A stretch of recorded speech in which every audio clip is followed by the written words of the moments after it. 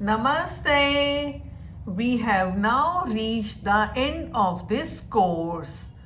When we begin, everything may have felt unfamiliar. The cards, the spreads, the structure, and even where to begin.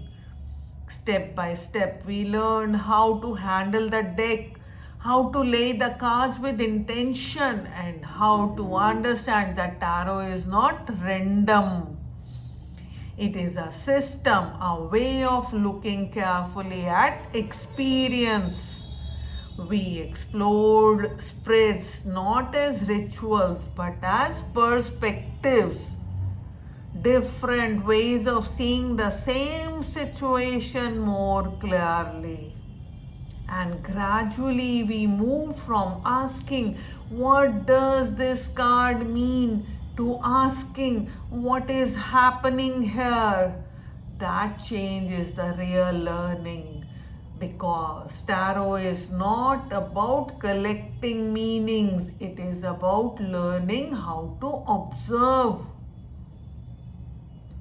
A spread is not something to solve, it is something to witness. As you continue beyond this course, remember that you do not need to add more techniques. Tarot does not become better through complexity, it becomes clearer through attention. Lay the cards, pause, look. Allow yourself to notice before you interpret.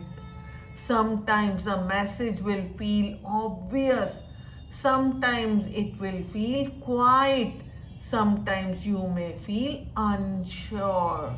That is natural. A reader does not become confident by always knowing. A reader becomes confident by staying present even when meaning is still forming. Tarot is a practice like learning to read a landscape. At first, everything appears separate. Over time, patterns emerge, movement becomes visible, connections become clearer. You may also find that your readings become simpler. You will not need to explain everything. You will not need to interpret every symbol. Often, one clear observation is enough. Tarot does not require performance, it requires honesty. And honesty allows another person or yourself to recognize what is already there. As you go forward, try to develop a steady rhythm. You do not need to read every day. You do not need elaborate preparation. Return to the cards regularly, quietly. Lay a spread, sit with it, write down what you notice. Let the practice remain grounded and patient.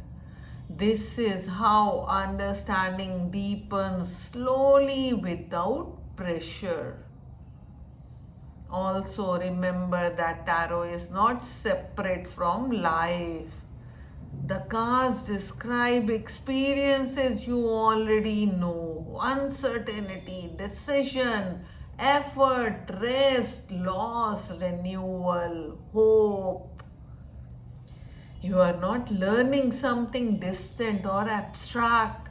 You are learning another way of seeing the ordinary movements of life. That is why tarot remains meaningful. So there is no real end to this course.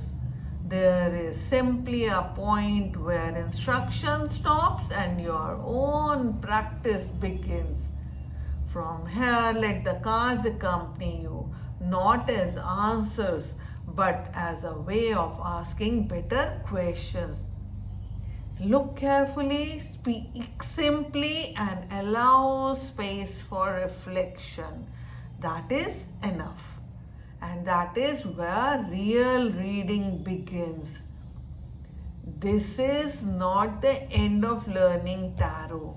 It is the beginning of practicing it. Namaste.